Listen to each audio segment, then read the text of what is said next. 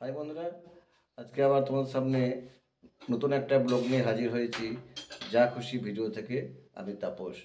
আজকে ব্লগটা খুব ছোট এবং খুব গুরুত্বপূর্ণ, যেটা খুব ইম্পর্টেন্ট। মানে কি, আমার স্ত্রী গতকাল থেকে প্রচণ্ড অসুস্থ। তো মেয়েদের জীবন এমনই, ওরা কিন্তু শরীর খারাপ অসুস্থরা মানে না, ওরা উঠে ঠিক ওদের নিজের কর্ম ঠিক করে যাবে। আমি বললাম যে রুটিগুলো আমি করে নিচ্ছি, তা অবসর অবস্থায় উঠেও দেখছি রুটিগুলো করছে। তো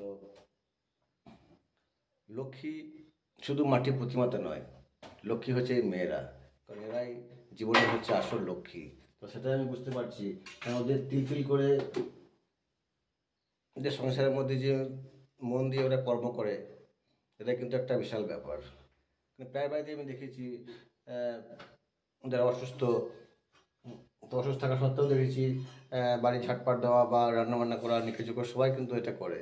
তো আমাদের দিনেও তাই তাই করছে। এত বলছি যে রুটিগুলো আমি করে নেবো, তার সবজিটা আমি করে নেবো, তাও কিন্তু চুপ করে শুয়ে থাকে না, উঠেই আবার করছে।